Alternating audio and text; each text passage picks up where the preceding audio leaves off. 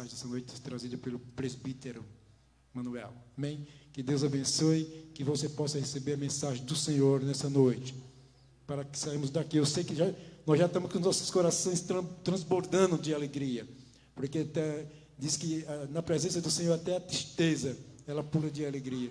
E a gente é assim, às vezes a gente vem tão triste para a casa do Senhor, mas quando volta transbordando alegria, porque nos alegramos com a presença do Senhor, amém? Que Deus abençoe, e eu agradeço a Deus a oportunidade. Ore por mim, amados, que eu sou carente das orações dos irmãos. Você pode dizer, tu não ora não? Eu oro, irmão, mas eu preciso que ore por mim, mais ainda, amém? Glória a Deus. Saúde os irmãos com a paz do Senhor, amém? Eu aprendi na época em que eu estava... Tá vendo? Começou. Eu aprendi na época dos Gideões, né? Que o Senhor, Ele só usa aqueles que estão ocupados.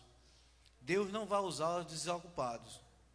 E eu acho interessante isso, né? Porque hoje eu estou cansado, né? Passei os dias e tal, não estava programado para vir pregar. E o Senhor, Ele me usou, né? Mandou a mensagem já agora no final, para eu vir trazer a mensagem. Então, é o que o Senhor quer. Então a gente tem que seguir segundo os planos do Senhor. Muitas vezes eu aprendi, né? Desde cedo eu aprendi com a irmã Edna, com o pastor Edivaldo, a nunca rejeitar a oportunidade. Nunca rejeitar. Porque eu sei, tenho certeza absoluta, não é uma dúvida qualquer, não. Tenho certeza de que é o Espírito Santo que conduz a igreja. Então, se o Espírito Santo, mesmo no meu cansaço, mesmo no sono, mesmo em tudo, Ele determinou que foi você que vai trazer uma mensagem, é porque o Senhor, Ele sabe que é você, e você vai mandar para uma pessoa específica. Pode ser para uma pessoa, pode ser para a igreja, mas porque a igreja é dele, é o Espírito Santo quem conduz a igreja. Muitas vezes a gente acha que somos nós que conduzimos, muitas vezes nós achamos que é o pastor que conduz a igreja, muitas vezes achamos que é o pastor que escolhe as músicas, que é a nossa irmã Vilma, que é a nossa irmã Alice, ou a Alessandra, ou o Valmir, que escolhe as músicas. Mas pode ter certeza que é o Espírito Santo quem conduz a igreja, quem escolhe a música, quem escolhe quem vai vir para os cultos, que escolhe qual é a roupa que você vai usar, é o Espírito Santo. Pode ter certeza, é absoluta. Porque Ele sabe que você precisa. Às vezes você saiu de casa, aí disse, meu Deus, eu quero ouvir uma palavra, eu estou precisando. Aí o Espírito Santo vai lá e usa uma criança. Uma criança. Muitas vezes usa pessoas na rua, como já aconteceu. Pessoas que já ouviram uma mensagem de Deus, uma resposta de Deus, com uma voz de uma pessoa no meio da rua, que você não sabia nem se era crente ou não. E Deus mandou uma pessoa mandar. A gente só lembra, né? A história está na Bíblia.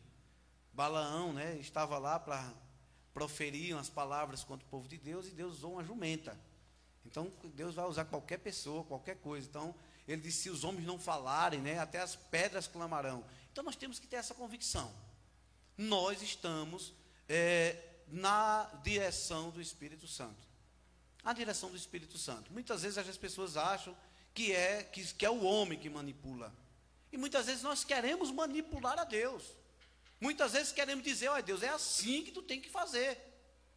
Né? Lembra daquela história, né, que o povo diz, eu determino, Senhor. Bota Deus na parede e diz, eu determino, Senhor, que tu me dê tal coisa. Muitas vezes nós queremos fazer isso. E muitas vezes de forma implícita, né? É a oração que a gente quer direcionar ao Senhor. É o jovem, né? Senhor, eu só quero se for aquela menina. Né? Ou aquela menina, Senhor, eu só quero se for aquele rapaz.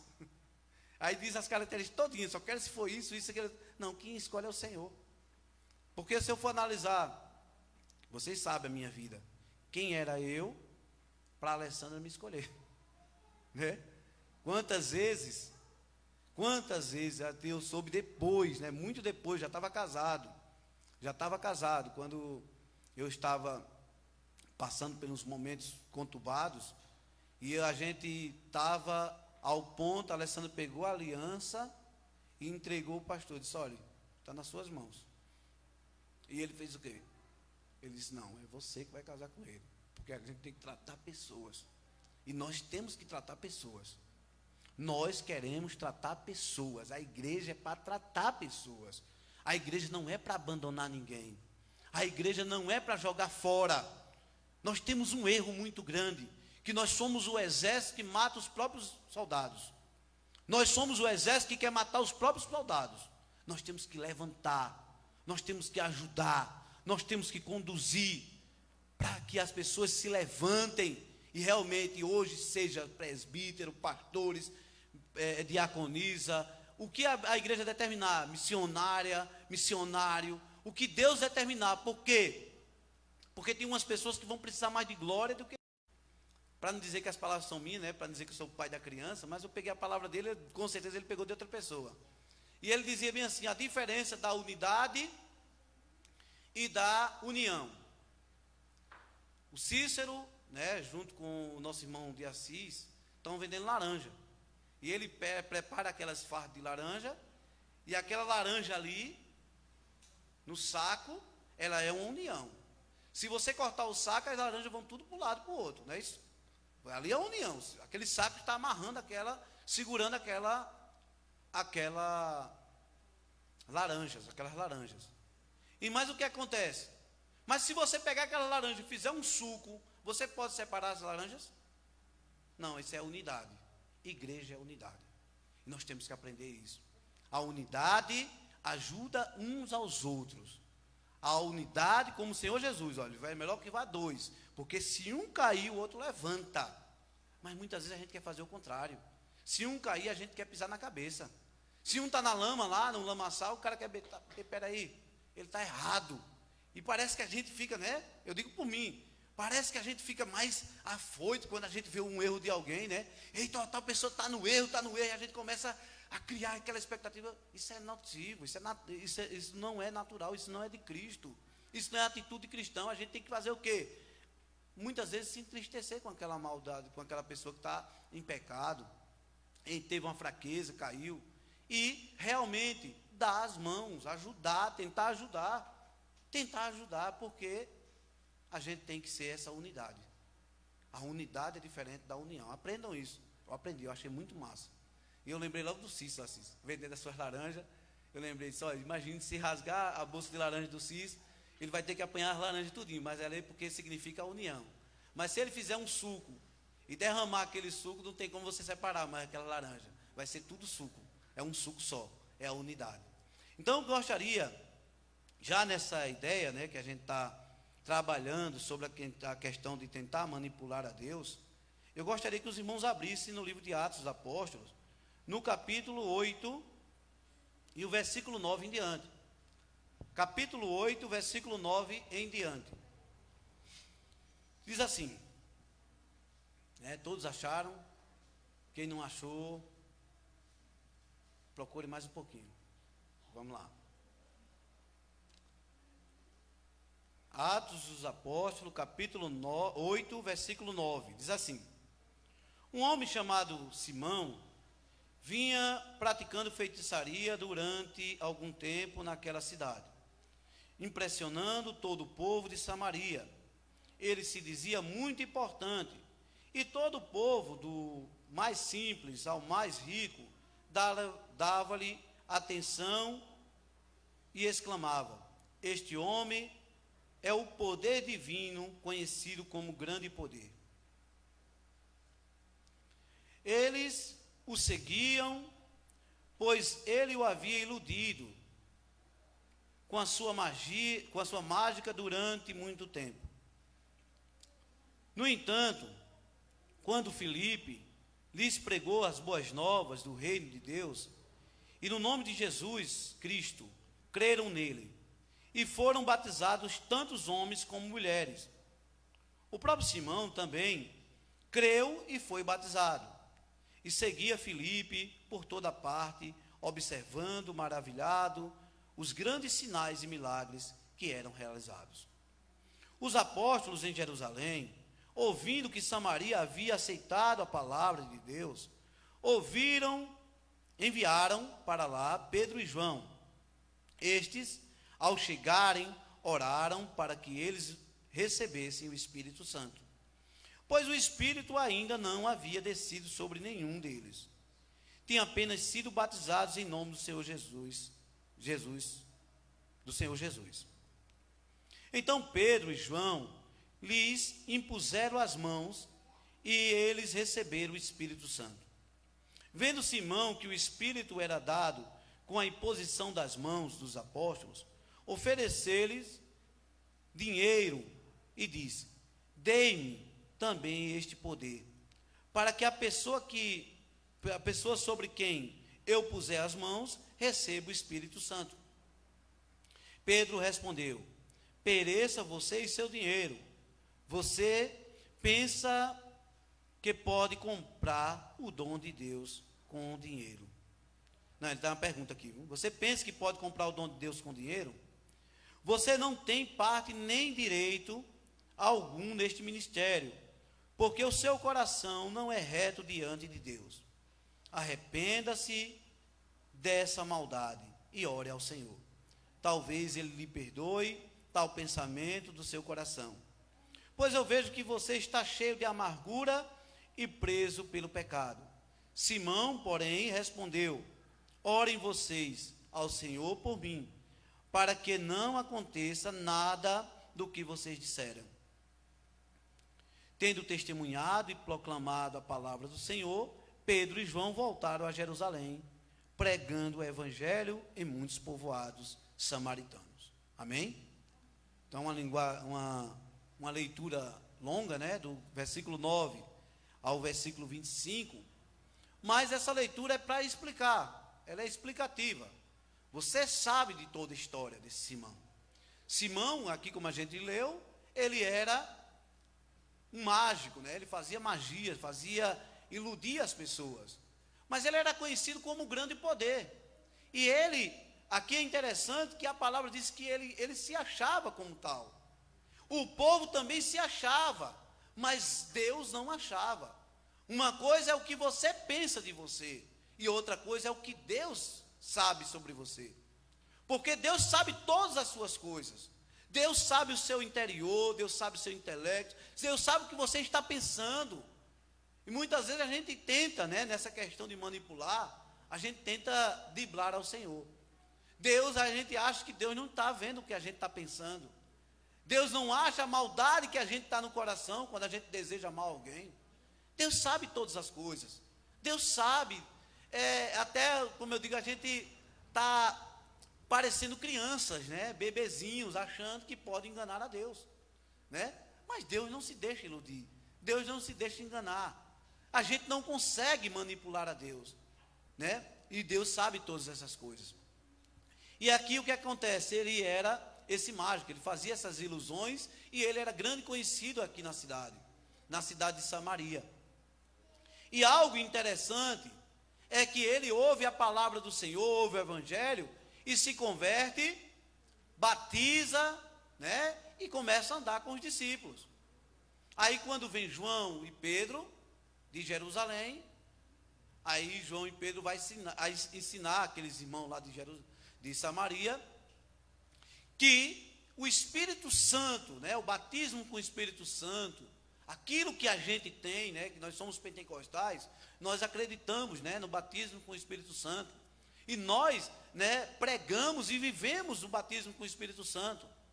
Então, eles começaram a impor as mãos sobre aquelas pessoas lá, e aquelas pessoas iam recebendo o Espírito Santo, né, o batismo com o Espírito Santo. E é interessante que ali começa a revelar algo do interior de Simão. Muitas vezes, nós revelamos o nosso interior em algumas atitudes. Muitas vezes nós falamos, nossas atitudes, né, Paulinha? Falam mais do que as nossas palavras, né? Por isso que é interessante, né? Nós vivermos uma vida regrada, vivermos uma vida dando exemplo, porque o nosso testemunho, o nosso andar, o nosso falar, os nossos gestos, falam muito mais do que as nossas palavras. Quantas vezes pessoas, né, foram pregar o evangelho e alguns disseram, não, crente como você, todo mundo é, né? Porque muitas vezes aquelas pessoas não dão não dão o testemunho que realmente nós temos que ter. Mas é interessante aqui nessa questão de Simão. Simão começa a revelar algo que ele não tinha matado ainda no seu coração, que era a ganância, que era também muitas vezes o poder, né? Quantas vezes a gente acha, é interessante, as pessoas lutam pelo poder.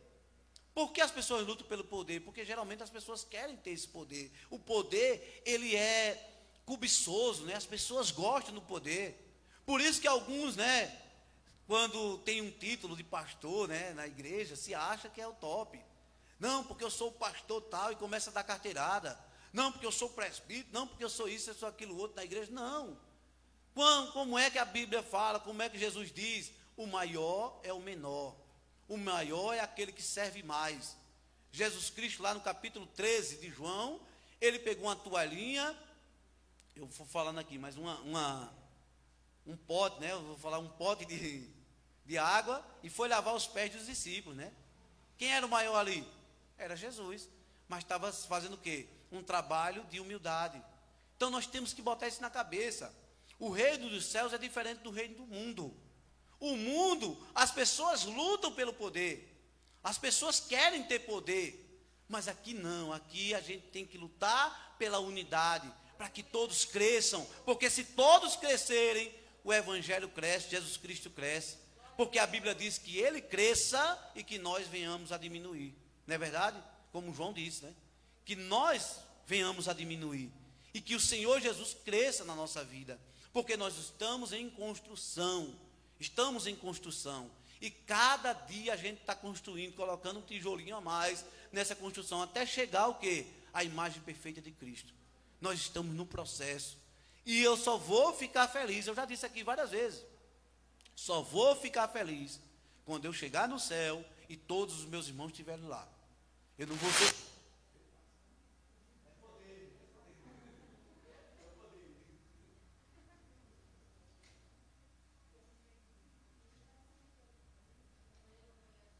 Mistério, né? O mistério. Aqui foi que acabou. Tá vendo? É mistério.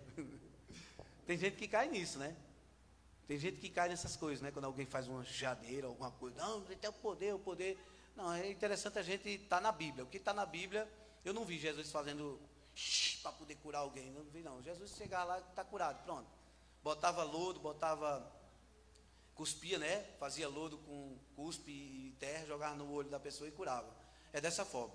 Mas aí eu estou falando nessa questão. O que era que estava revelando aqui no coração de Simão? Estava revelando algo que ele não tinha matado ainda. Ele tinha aceitado o evangelho, ele tinha se convertido, ele tinha se batizado, mas ele não estava ainda convertido de verdade. Ele não tinha matado o interior dele. Ele não tinha matado o velho homem, mas o velho homem estava saindo ali rapidamente, porque ele queria ter o poder. Ele queria voltar a ter poder, ele queria voltar ao poder de enganar as pessoas, e ele achava que aquilo ali era um poder mágico, porque aquilo que ele fazia não era mágica, não era realmente algo sobrenatural, era algo de ilusão, né? Ele iludia, fazia como os mágicos fazem, coisas bonitas. Eu quero dizer, rapaz, como é que o cara faz um negócio desse? Tem tantas coisas, né? Ilusionista, né? Ele era basicamente isso, e ele tinha muito poder, e ele enganava as pessoas. E ali não estava ainda morto o velho homem. Mas quantas vezes a gente tem o mesmo sentimento? Quantas vezes a gente quer manipular o Senhor? Quantas vezes nós queremos manipular o sagrado? Muitas vezes na oração, como eu já disse aqui no início. Muitas vezes a gente acha que para o Espírito Santo vir, a gente tem que cantar aquele hino específico. Porque há 2 anos atrás, quando a gente cantou aquele hino, o Espírito Santo desceu e foi o fogo. Gente, isso não é verdade. O Espírito Santo vai descer naquele que deseja. O Espírito Santo se você deseja, você vai ser cumpridor da palavra. Se você é cumpridor da palavra, Deus vai dar todos aquilo que você deseja. Ele não vai dar algo que você não deseja, não. Ele não vai dar se você não quer o Espírito Santo, você não quer o dom do Espírito Santo, ele não vai dar. Então por isso que você precisa estudar, você precisa buscar, você precisa querer. Mas é isso que eu estou falando. A gente não pode manipular a Deus. E a gente acha que tem que manipular a Deus. Então nós começamos a cantar da maneira que certa, é o hino correto, é o hino que deu certo. Ah, aquele texto que deu certo. Ah, é aquilo que deu certo. É aquela luz apagada, ou luzes claras, ou de madrugada. Eu lembro que uma vez eu fui para uma vigília. Eu fui para uma vigília numa igreja, lá, coincidentemente, lá no Tabocal. E eu passei ali, quando eu saí de lá, eu me surpreendi. O cara passou lá, deram a oportunidade a um irmão, o irmão passou 1 hora certinho, eu contei 1 hora, só falando em línguas. Não falava nada, só língua. E daqui a pouco, meu Deus do céu, o que é que acontece? E eu ali, e eu vendo, não teve nada. Passou 1 hora, terminou a 1 hora dele, entregou o pastor, pronto. Espera aí, isso era o quê? Ele estava falando em língua, mas não estava nada de crescimento. O próprio Paulo diz lá em Coríntios, 1 Coríntios 14, ele diz, eu prefiro falar 5 palavras no meu próprio idioma do que 10.000. Se eu estiver errado, meu irmão, pode corrigir, porque eu não estou falando certo não, assim, eu estou falando a referência, mas não estou falando se é 10.000, se é 20.000, se é 30.000, mas ele disse, do que 10.000 em línguas. Por quê? Se eu falar 5 na minha própria língua, o que é que vai acontecer? Vai edificar a igreja toda. Mas se eu falar 10.000 em língua estranha, vai fazer o quê? Vai só encher linguiça. Irmãos, o Senhor quer que a gente cresça na graça e no conhecimento. Na graça e no conhecimento. E Simão estava aqui tentando manipular o sagrado. E muitas vezes nós entramos nisso. Muitas vezes nós queremos entrar nessa questão tentando manipular a Deus, achando que Deus, Ele pode ser colocado na minha caixinha, Ele pode ser colocado no meu pensamento e eu que mando nele. Não, não é assim não, irmão. Deus não, você não consegue mandar em Deus. Deus, como diz lá em Salmo 19, os céus proclamam a glória de Deus, e o firmamento anuncia as obras de suas mãos. Então Deus usa o firmamento, usa tudo para glorificar, para falar, para proclamar. E às vezes a gente fica preso a um texto. Às vezes a gente fica preso a um texto. Deus tem várias formas de falar. Deus fala com um homem, como eu já disse. Deus fala com você no sonho. Já falou várias vezes comigo no sonho. Deus me revelou tantas coisas nos sonhos. Deus fala comigo muitas vezes. Eu peguei uma mensagem, eu achei interessantíssima. Eu lavando prato. E Deus me mostrou algo tão interessante. Quando eu gosto muito de cuscuz, né? Cuscuz com leite. E eu estava vendo que se eu deixar o prato de cuscuz com leite duro, sem botar nenhuma água, quando você vai lavar no outro dia, parece pedra. Vocês mulheres, né? Vocês têm mais... conhecem mais, né? Você sabe. Não fica duro, né? Parece pedra mesmo. Fica aquele negócio duro. E eu disse bem assim, do mesmo jeito é o pecado. Se o meu coração, eu não pedir perdão logo, não começar a acabar com esse pecado, o que é que vai acontecer? Vai ficar duro e vai ficar difícil, mais difícil de eu tirar. Então eu tenho que fazer o quê? No momento que eu pecar, eu tenho que pedir perdão. A palavra diz que nós não somos isentos, né? Se nós dissermos que não pecamos, nós somos mentirosos, né? Que a palavra diz. Então, mas nós sabemos que temos um advogado perante o Pai, que é Jesus Cristo. Então, quando nós, pecarmos, nós temos que pedir perdão, porque vai ser mais fácil, vai estar mais fresco, vai estar mais limpo, para você se limpar rapidinho. Então, irmão, é dessa forma. E foi dessa forma que Deus falou comigo, lavando o prato. E Deus fala lembra lá, Jeremias, Jeremias 18, Deus mandou descer na casa do oleiro, e o oleiro estava lá fazendo lá, e Deus falou em analogia também, fazendo o vaso, e o vaso se quebrou. Ele não pegou outra massa para fazer o vaso de novo, não. Ele pegou a mesma massa e fez outro vaso daquela mesma massa. E é interessante, Deus usou analogia. Então Deus tem várias formas de Deus falar. E a gente muitas vezes acha que é só a nossa forma, que é só o nosso jeito, que é só da mesma forma que eu achar que é do jeito que eu entendo que Deus falou comigo. Se Deus falou comigo, eu sou o dono de Deus. Muitas vezes a gente faz isso. Aquele povo, como o Cício leu agora no capítulo 9 de Mateus, aqueles religiosos achavam que era dono de Deus. Quando Jesus disse, os teus pecados estão perdoados. E o que foi que ele falou? Eles disseram, quem é ele? Ele está blasfemando. Quem é ele para perdoar pecado? Por quê? Porque aqueles religiosos achavam que era dono de Deus. E muitas vezes nós queremos achar que nós somos dono de Deus. Porque Deus é Deus, eu vou ser sincero com vocês. Deus, ele não é evangélico. Ele não aceitou Jesus, ele é o próprio Jesus. Ele é o próprio Jesus. Deus, ele é maior do que a gente imagina. E às vezes a gente quer colocar Deus na caixinha e achar que Deus é do jeito que eu interpreto. Do jeito que eu interpreto. Aí eu te pergunto, se Deus quiser sarar ou quiser salvar uma pessoa, uma igreja lá que faz tatuagem, Deus salva ou não salva? Salva, porque a fé é em Cristo, não é na tatuagem. A gente não tem essa cultura de usar tatuagem, né? A gente não tem. A gente, como eu falo muitas vezes, nós somos aquele odre velho, né? Com um vinho novo. Se botar o vinho novo vai estourar, tem que botar vinho velho, né? Mas muitas vezes nós somos assim, a nossa igreja é muito assim. Mas tem igreja que tem outra interpretação, como diz Paulo, né? Come carne e não se escandaliza. E nós também temos que ter essa cultura, não de tentar mudar, né? Mas aceitar que Deus pode salvar, a salvação é dele. A salvação é dele, quem morreu foi ele, não fui eu não, na cruz. Quem morreu foi Jesus. Se ele quiser salvar tal pessoa que está usando tal coisa, que salve. E eu vou ficar brigando, eu vou ficar batendo, eu vou ficar brigando, não. Eu tenho convicção, se eu como carne, se eu não como carne e eu sei que eu estou salvo, para que eu vou brigar com quem come? Muitas vezes a gente quer fazer isso. Então que a gente saiba, né? A não tentar manipular o Senhor, não tentar manipular o sagrado, porque muitas vezes nós achamos que nós somos o dono da razão. Nós somos o dono da razão, mas a razão está em Cristo. E a forma como Deus usa, Deus, ele tem várias formas de usar, várias formas de falar, ele fala de várias formas, de vários jeitos, e muitas vezes nós queremos manipular e achar que é só do nosso jeito, achar que é só do nosso jeito, achar que só é a nossa forma de interpretar que é a correta. Mas Deus sabe de todas as coisas. O Espírito Santo, ele é quem conduz a igreja.